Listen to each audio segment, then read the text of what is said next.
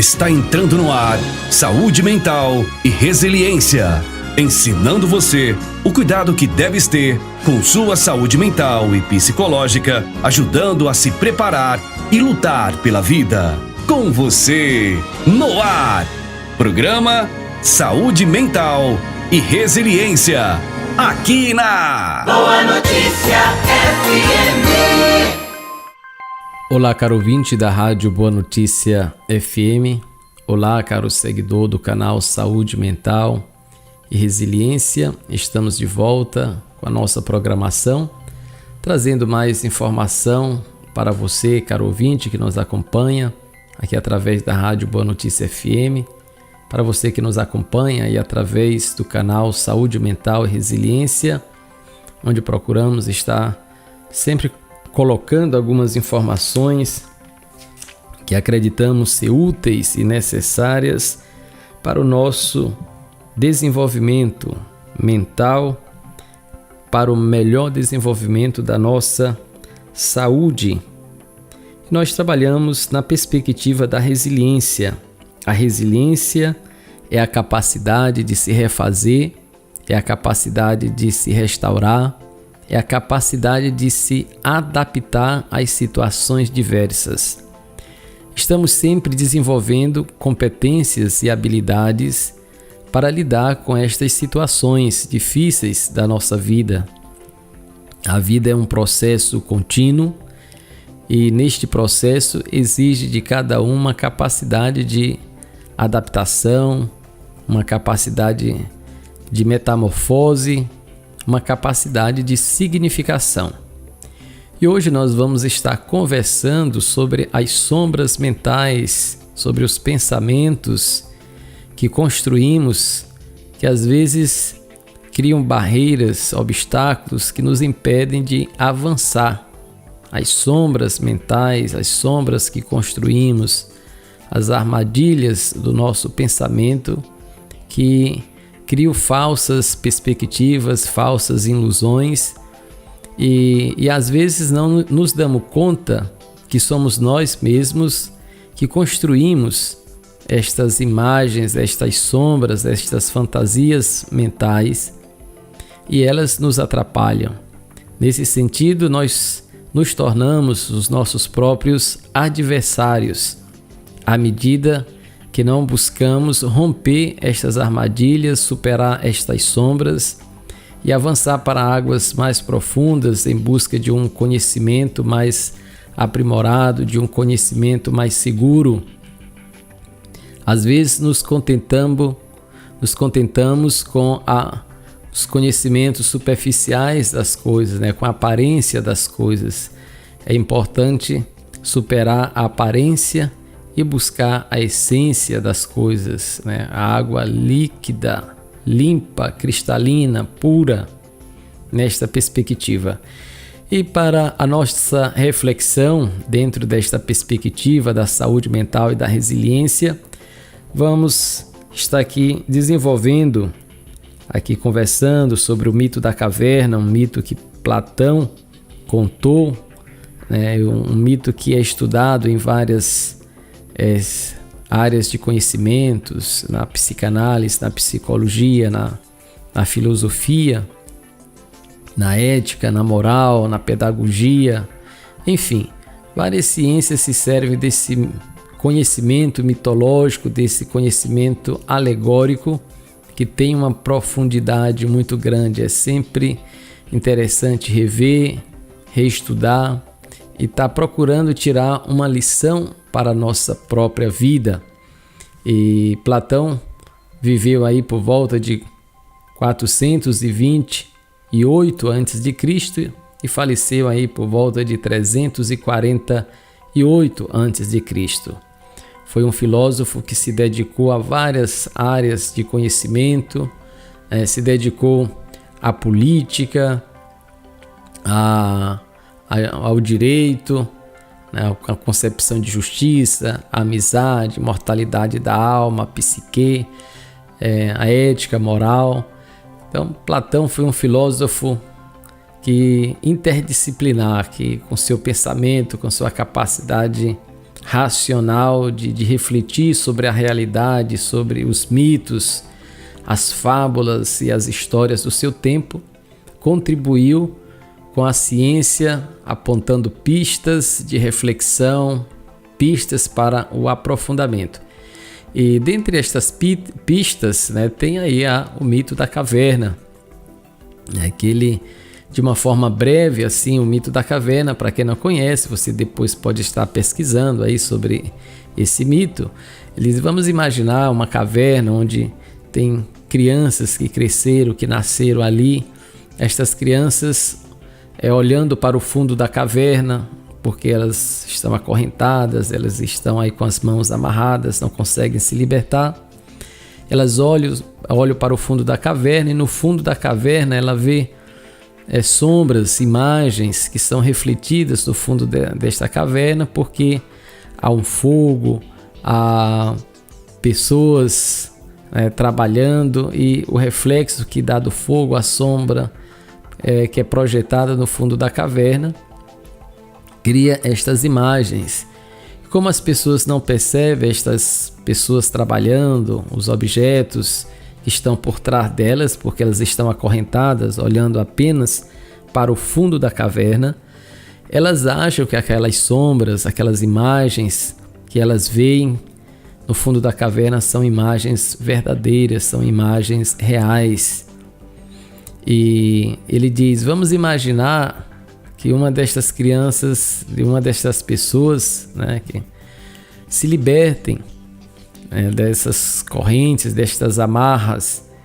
Então ela vira, né, vai saindo em direção à entrada da caverna. Ela vai perceber pessoas trabalhando, os símbolos, objetos, as coisas, e faz uma relação entre estas coisas que ela vê, né, que estavam por trás dela, com a sombra que é projetada no fundo da caverna. Então ela vai perceber que há uma relação, mas são coisas bem distintas, são coisas diversas, são imagens diversas, e que aquelas imagens que ele vê ali por trás dele são mais verdadeiras do que aquelas imagens que são projetadas no fundo da caverna. E aí ele segue a sua jornada, a sua caminhada, saindo da caverna, que é uma caminhada pedagógica, né, uma caminhada de libertação, né? Ele vai saindo das trevas, da escuridão, e vai se aproximando cada vez mais da luz, né? Da luz. E até que chega ao ponto de sair da caverna. Saindo da caverna, o brilho é tão grande, a claridade é tão grande, que a pessoa se sente ofuscada pelo brilho, pela claridade, e não consegue assim vislumbrar as coisas. Mas aos poucos, né, ela olhando para a água, vai contornando ali as suas imagens. Enfim, ela vai percebendo uma diversidade, uma pluralidade de coisas, vai percebendo a natureza, as plantas, os animais, o céu, né? Enfim, com os seus luzeiros, né? E aí ela fica encantada com aquela maravilha, com aquela diversidade de coisas. Enfim, aí olhando para fora da caverna e olhando para dentro da caverna, a pessoa percebe uma grande diferença. E aí ela começa a refletir sobre a sua própria vida, sobre ela mesma, e vai perceber que durante muito tempo viveu enganada, iludida, né, pelas sombras, pelas imagens projetadas no fundo da caverna. Só que, como ela estava acorrentada, né, presa, sem possibilidade de contemplar uma outra realidade, ela só tinha aquela realidade que ela podia ver. Então para ela, aquele mundo de aparência era o mundo verdadeiro, era o mundo real. Mas, uma vez contemplando uma outra realidade, podendo fazer um paralelo, uma comparação entre aquilo que ela via antes e aquilo que ela estava vendo no momento. Então vai perceber uma diferença muito grande, né, na qualidade, no sentido, né, no significado de tudo aquilo, né? E a apreensão desse conhecimento, destas informações, deixa a pessoa assim tão maravilhada que ela quer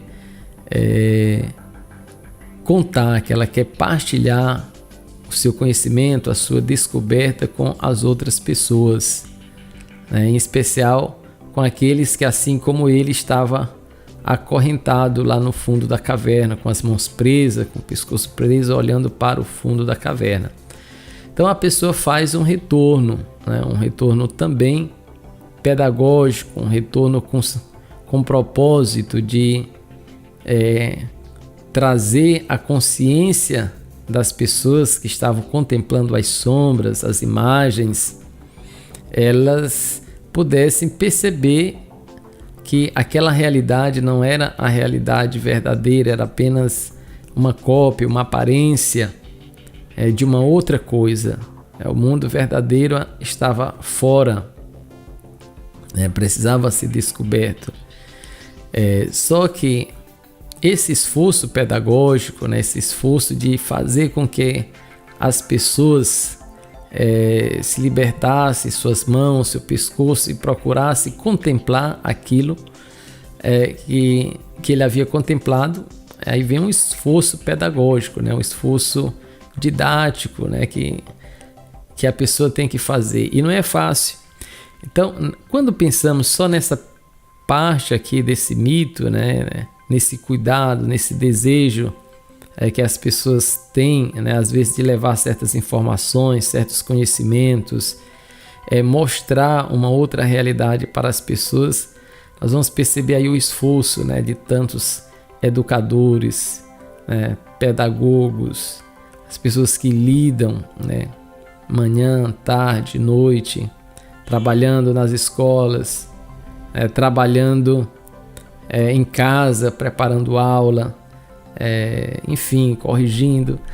Muitos professores, né, que se dedicam no seu trabalho, nesse trabalho pedagógico de tirar, de libertar as pessoas das trevas, da ignorância, dos conhecimentos superficiais, dos conhecimentos passageiros, procurando alicerçar a humanidade em conhecimentos sólidos, conhecimentos substanciais, conhecimentos assim que vão dar a base de sustentação das pessoas.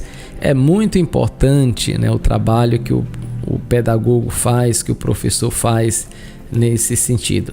Então o mito da caverna nos ajuda muito a perceber esse esforço contínuo, né, dos nossos educadores. E aí vem a grande dificuldade, né, metodológica, a grande dificuldade pedagógica, como ajudar as pessoas a se libertarem, né, a não ficarem acomodadas no sistema em que elas estão vivendo, na sua zona de conforto, no seu porto seguro, né? Esse porto seguro pode gerar um certo comodismo, né? Uma certa sensação também de impotência, de incapacidade, falta de vontade de superar as amarras, né, as correntes. E quando pensamos isso do ponto de vista pessoal, né, olhando para a nossa vida, é importante que cada um se pergunte, né, como eu posso desenvolver um caminho pedagógico, né, para superar as minhas barreiras mentais, as minhas armadilhas emocionais que eu acabo criando, que me impedem de avançar, de ser criativo, de procurar uma outra possibilidade, de ficar olhando só em uma direção, de não aceitar às vezes as intervenções, as sugestões, as orientações, o conselho de pessoas que são próximas nossa. Quer dizer, às vezes nós nos enganamos com certas sombras, com certas imagens, e às vezes temos amigos, pessoas próximas, a família, que procuram nos orientar, nos informar, procuram nos chamar a atenção de certos aspectos da nossa vida, mas ignoramos, né? Nós estamos presos em nossas armadilhas conceituais. E quando pensamos estas sombras mentais, estas armadilhas conceituais, esses ciclos viciosos que criamos, que nos impedem de fazer esta caminhada pedagógica do ponto de vista pessoal, de superação das nossas limitações, de acreditar na nossa capacidade de superar as dificuldades, os desafios, quer dizer, o medo, às vezes nos impedem de avançar nesse sentido, né? Então é importante ter esta capacidade, né, de superar, né? E a gente percebe como é difícil, né, reconhecer que precisamos de ajuda. Precisamos de ajuda para superar estas sombras mentais, estas armadilhas, o mau direcionamento da nossa vida, né, que acaba às vezes atrapalhando a nossa vida espiritual, acaba atrapalhando a nossa mente, o nosso emocional e também o nosso físico, né? Tudo isso às vezes tem a ver com as construções destas sombras mentais que acabam se transformando em dores que afetam o nosso espírito, que afetam a nossa alma, que nos angustiam e precisa ser tratada, precisa ser acompanhada. Nós vamos criando esses choques na nossa estrutura de pensamento, né, que nos atrapalham. E o mito da caverna, nesse sentido, nos ensina que temos que fazer um esforço pessoal, né? Temos que fazer um esforço pessoal para romper as amarras mentais que construímos para avançar, para aprimorar o nosso conhecimento, para aprimorar o nosso emocional, romper com certas armadilhas emocionais, com certas armadilhas religiosas, espirituais, que também acabam criando crostas, nos impedindo, né, e nos alienando numa perspectiva religiosa, numa perspectiva emocional, numa perspectiva psicológica. Então é importante ter a capacidade de refletir sobre a própria incapacidade, né, para procurar alternativa. Estas alternativas, é importante que elas venham de dentro, né, de cada um. Cada um procure os seus próprios recursos, né, para assim procurar fora de si, fazer as conexões necessárias para ir ao encontro daquilo que deseja, né? Então, precisamos primeiro olhar os recursos individuais, né? Eu posso, eu quero, eu consigo, né? Olhar para a própria vida, encontrar neste labirinto, nestas armadilhas aí, uma centelha, né? Uma inspiração que faça você avançar, né? Faça você avançar, superar estas correntes e ao encontro de pessoas que possam lhe ajudar a buscar aquilo que você deseja. Nesse sentido, olhando o mito da caverna, né, de Platão, nós vamos perceber que o mito nos ajuda a superar a nossa própria ignorância, o nosso fechamento mental. Às vezes fazemos um movimento inversivo em relação a nós mesmos, temos pouca capacidade de fazer o movimento em relação ao outro, né? De perceber com o outro de perceber que a minha representação, ela é minha, mas tem representações de mundo diferente da minha, e como é importante se abrir para entender, para querer compreender esta outra representação. E esse esforço pessoal de tentar entender, de tentar compreender a representação do outro, o modo de ser do outro, já é um esforço terapêutico, já é um esforço de renovação, já é um esforço de revigoramento da própria alma, do próprio espírito, do próprio conhecimento humano. Quando a pessoa se dispõe a ir ao mundo do outro, tentar entender os mecanismos de funcionamento do outro, né, os seus paradigmas, e aí nós vamos olhar a sua história, a sua vida, e vamos perceber que a pessoa é aquilo que ela conseguiu ser ao longo da vida. Ela tem as suas qualidades, mas também tem as suas limitações. E dentro de uma tolerância humanística, né, de uma tolerância de cuidado, então nós vamos nos colocar nesta perspectiva de entreajuda, né, entre ajuda fraterna, de correção fraterna, de orientação mútua. Então, aí partilhando informação, dialogando com o outro, conversando com o outro, é que vamos estar superando as nossas limitações, né? Superando os nossos conflitos, vamos estar aprendendo a gerenciar a nossa vida, que é muito importante, né? Gerenciar a própria vida, aprendendo a dimensionar conflitos, né? Procurando se harmonizar com as pessoas, com o mundo, com a família. São aspectos importantes que todos têm que ter presente na sua vida.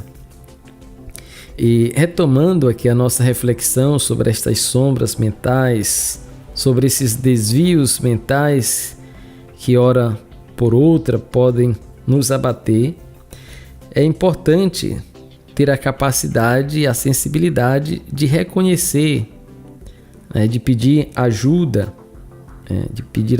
aos amigos, à família. A gente percebe que muitas pessoas, às vezes, que estão passando por certas angústias mentais, têm dificuldade de aceitar, de reconhecer que estão precisando de ajuda. E nessa perspectiva,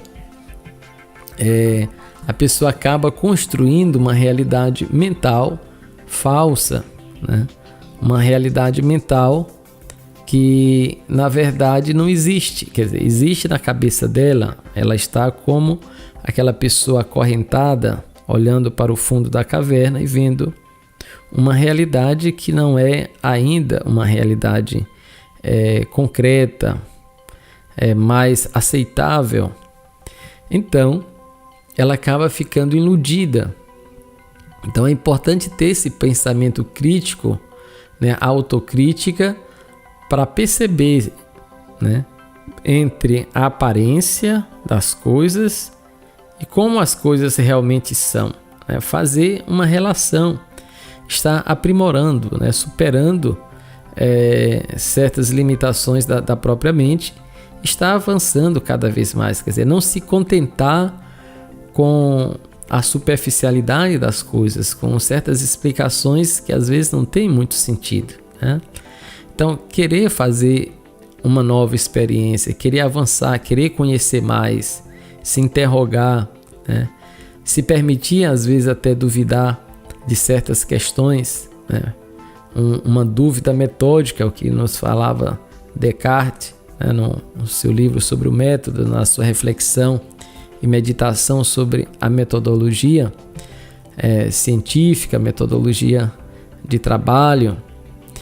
Bem, então, fazendo esta autocrítica entre a aparência e a essência das coisas, vamos estar criando a possibilidade de avançar, de querer crescer, né? De querer prosperar em nossa reflexão, né?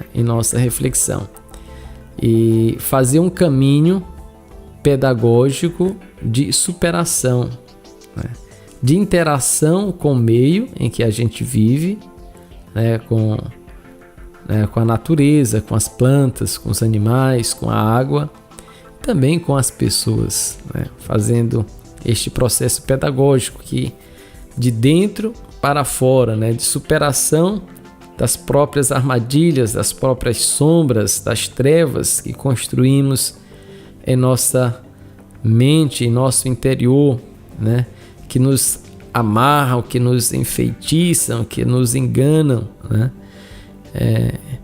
E a partir desse esforço mental, por isso é importante o aspecto da razão, né? Da consciência, que nos faz refletir sobre a nossa própria vida e direcionar certas perspectivas. Aí vem depois o aspecto da fé, né? Da crença, essa possibilidade de ir em busca daquilo que desejamos, daquilo que queremos, que ainda existe do ponto de vista da abstração, do desejo, da vontade, mas que pode se tornar realidade, que eu posso concretizar a partir do meu engajamento, a partir do meu envolvimento, né? Então, o envolvimento, o engajamento vão me proporcionar alcançar aquilo que eu desejo, aquilo que eu quero, né? O meu sonho, a minha busca. Nesta perspectiva da fé, cada um vai renovando a sua esperança. E nesse sentido é importante a esperança, essa capacidade de esperar, né? E esperar coisas boas, que a pessoa não coloque essa esperança no futuro longínquo, mas no futuro próximo. Então, que ela possa se deliciar com pequenas conquistas que ela vai alcançando, que ela vai vislumbrando em relação a um propósito maior. Nós estamos sempre nesta caminhada da realização pessoal, a realização da vida, do projeto, né? Isso é espetacular, é fabuloso. Estamos sempre nos prendendo em certas coisas, mas ao mesmo tempo também procurando nos libertar destas amarras que nos prendem, né? Que impede o espírito humano de conhecer certas coisas. É um grande desafio para todos nós, em especial em relação aos problemas, aos choques existenciais, aos problemas da mente, que nós enfrentamos hoje na modernidade. Quer dizer, procurar um acompanhamento, seja no que se refere à reabilitação, ou seja, a pessoa olhando para a sua vida, o seu princípio de normalidade que passa pelo seu sentir, pelo seu pensar, pelo seu agir. Então ela vai perceber que algo não está em ordem, não está funcionando bem. E aí, o que essa pessoa faz? Ela vai procurar ajuda. Ela vai observar os sinais que vão se manifestando na sua estrutura, no seu modo de ser, sinais que já despertam a curiosidade, que já despertam assim uma preocupação. Então ela vai procurar ajuda, né? Vai procurar ajuda, e se ela não está atenta a esses sinais que a mente, que o seu corpo manifesta, esses sinais se transformam em sintomas, né? Em sintomas mentais, em sintomas físicos, né? Vão se agravando. A pessoa pode estar somatizando certas vivências, certos sentimentos, e isso é um outro nível que faz com que a pessoa procure também uma ajuda profissional, nos profissionais da mente, nos profissionais do corpo, nos profissionais integrativos. Hoje tem vários tipos de terapias, enfim, para se reabilitar. Porque se você não atenta a essa perspectiva, né, do ponto de vista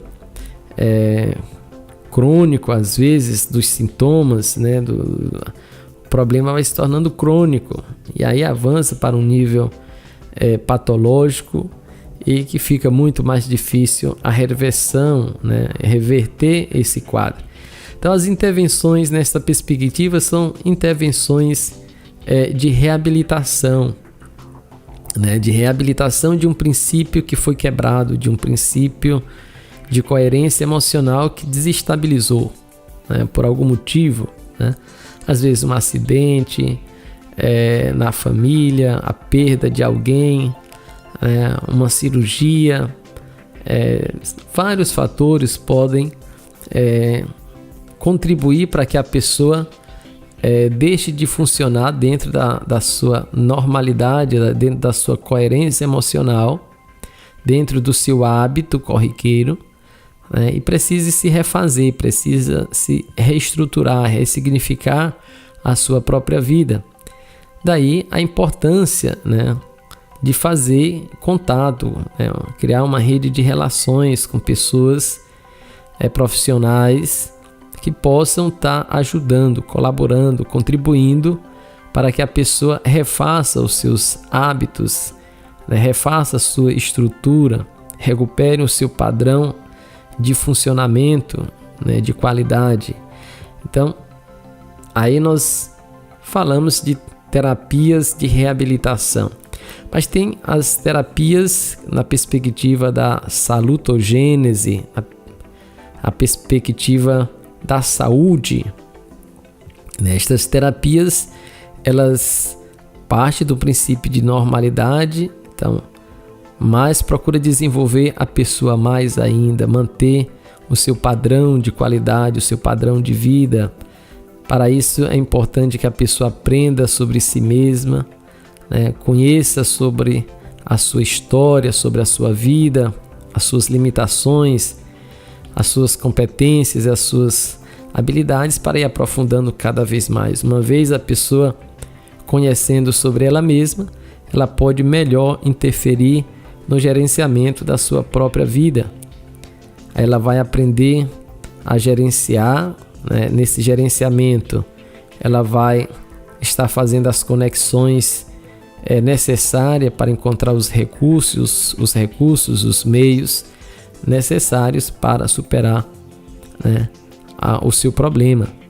Ela vai estar significando, atribuindo um sentido, um valor àquilo que ela faz. Como isso é importante. Quantas pessoas, né, adoecem por falta de sentido, né, a falta de encontrar importância, de atribuir valor, de reconhecer o valor naquilo que faz, naquilo que é, né? Essa é uma dimensão importante da vida, esta dimensão valorosa, né? Esta dimensão do encantamento, da alegria, né? Você se alegrar com as pessoas, né? Se alegrar com as plantas, se alegrar com os animais, se alegrar com a vida, né? E reconhecer que a sua corporeidade está num universo, num planeta, num meio que, apesar das dificuldades, apesar dos problemas, tem coisas espetaculares. A gente transita por vários mundos dentro do mesmo mundo, dentro da mesma realidade, né? Você às vezes muda de lugar, você muda também um pouco o seu pensamento, a sua forma de pensar, a sua forma de entender. Você encontra uma pessoa, né, que é importante para você, já muda também o seu estado de espírito, já muda o seu pensamento. Quer dizer, nós somos influenciados, né, influenciamos também as pessoas e nos deixamos influenciar pelo meio, pelas pessoas, pelas coisas, né, pelo trabalho que fazemos, né? Aquilo que você faz, né, faça bem, faça com prazer, faça com alegria, vivencie bem o momento em que você está, né? Não viaje tanto no seu pensamento, né? Não se desloque da realidade, né?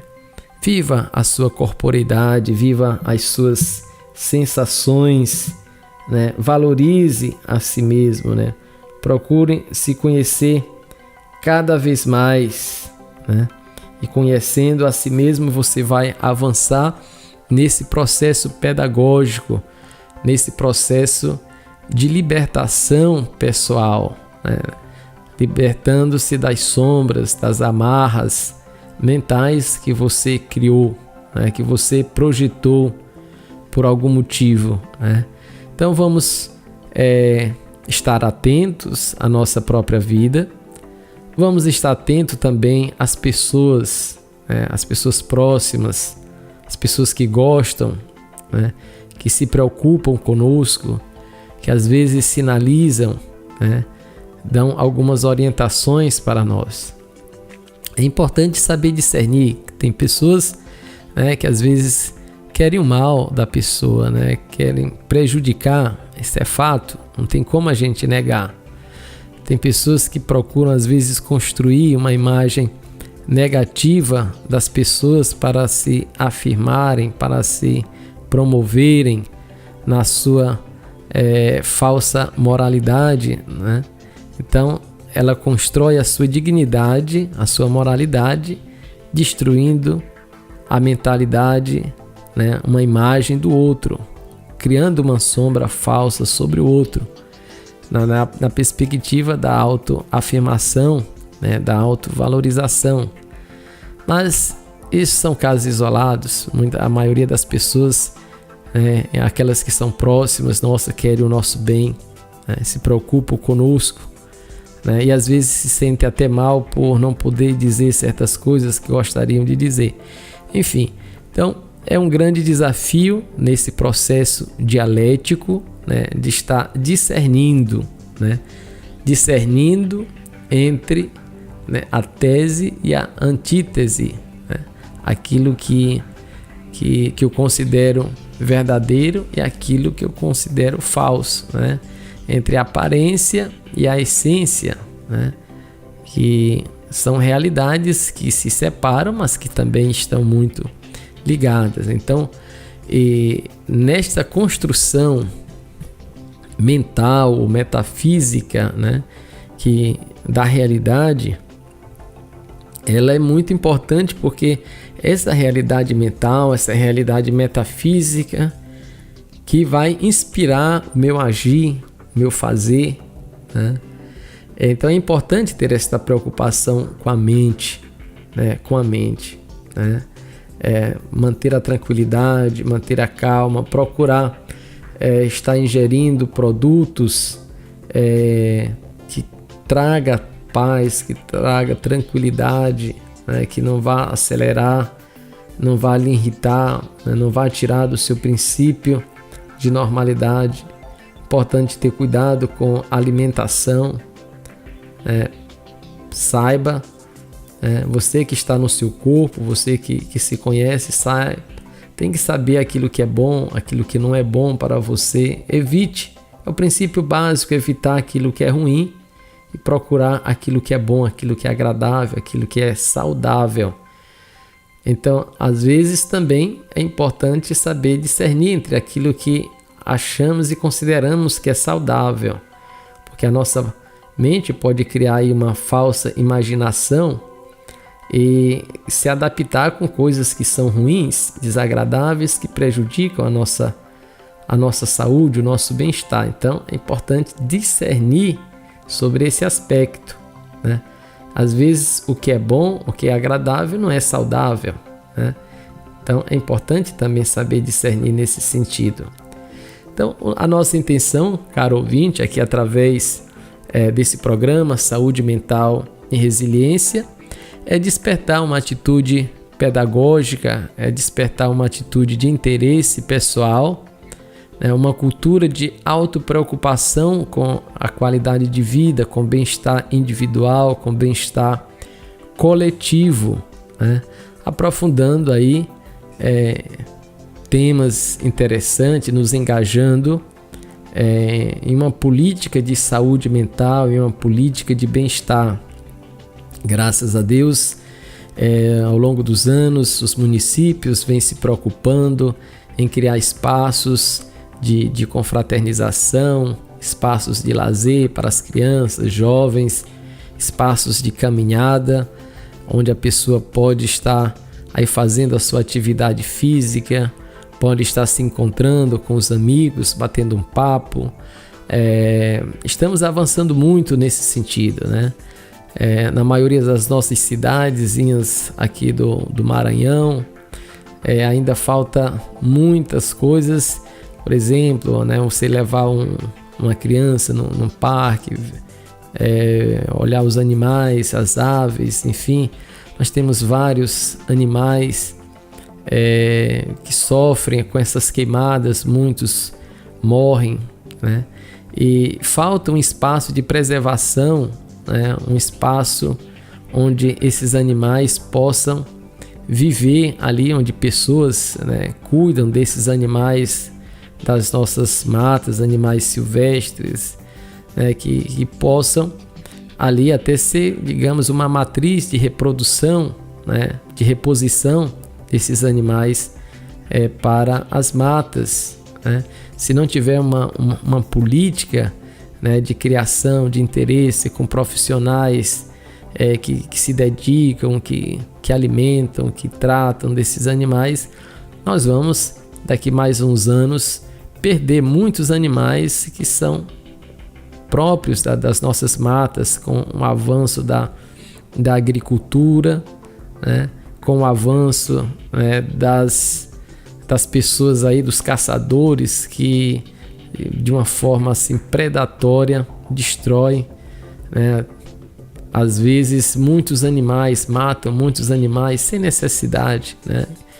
Então, espaço de lazer, né? Eu coloquei essa questão aqui para me referir aos espaços de lazer, onde você vai num lugar, pode levar uma pessoa para olhar uma cutia, para olhar aí um tatu, para olhar um quandu, enfim, um macaco, dos nossos animais que nós temos. Falta espaços, né?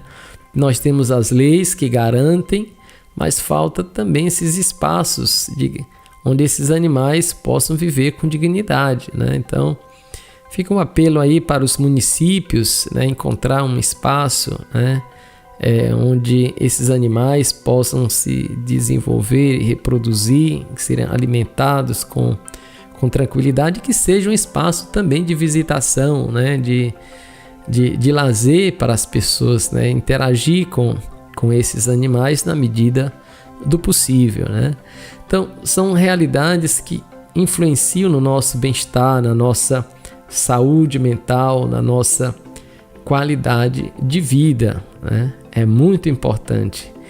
Então você, caro ouvinte, que está aí nos acompanhando, quero aproveitar para saudar a todos vocês. Aqui é Aires de Souza Santos, padre da Diocese de Balsas, vigário paroquial aqui da Paróquia Santo Antônio, terapeuta integrativo, especialista em filosofia clínica, na área da pesquisa.